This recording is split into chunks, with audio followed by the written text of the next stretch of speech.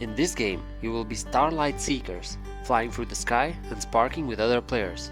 But be careful and don't stray too far, because greed will leave you in the dark.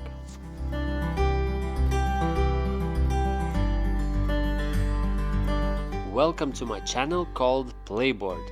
My name is Nereus, and in this series I will introduce you to Stella, the newest game in the Dixit universe. This game can be played in cozy family evenings as much as in friend parties. It is suitable for adults and children from 8 years old. It can also be played from 3 to 6 players. Deduction and pushing your luck are the main mechanics of the game. So the game progress goes like this. A word card is turned over, in this case the word drawn was marriage, and placed on top of the board. On their maps, each player marks those cards that he associated with the word marriage by X sign. For example, in the top row on the left, we can see a girl in a dress. It could be an association with marriage. Let's mark this card with an X. We do not show the map to other players.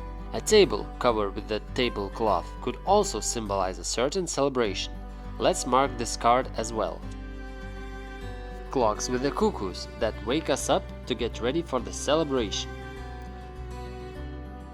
A Viking holding a goblet could also be a participant in the celebration. The girl on the white horse could also be a woman of a man's dream.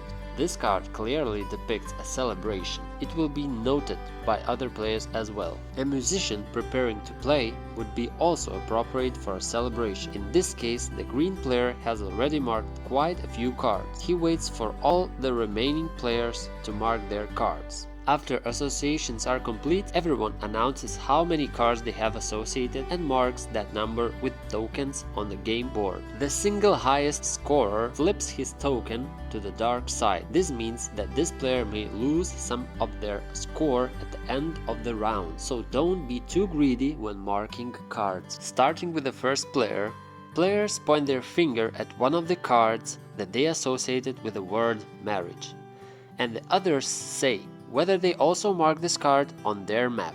If only 2 players mark the pointed card, then both of them get 3 stars, which are victory points. If more than 2 players mark this card, each of them gets 2 stars. If a player pointed to a card that no one else has marked, he becomes a lost seeker and does not score points in this round, but continues to follow the game in order to inform other players if a card that he has not yet shown matches other association. The round continues until all players become lost seekers or there are no marked cards left on their personal maps. Next comes the scoring phase. A greedy player who strays too far into the dark loses 1 star for each card that earned him point. The final results of the round are calculated and new round begins.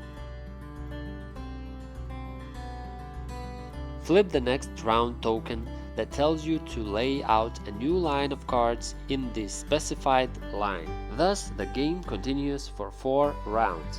The points are added up and the total score is recorded in the scoring table. Summary: I was surprised by the quality of the game components and the compatibility with the previously released game Dixit. Being able to use Dixit cards as an expansion and vice versa is a smart idea that adds longevity to the game. The simplicity of this game will impress everyone. It's fast-paced, creative and imaginative game that doesn't bother you with complicated rules, but simply lets you relax in the company of friends or family. Let me know what you think about this game in the comment section, and please have a great day.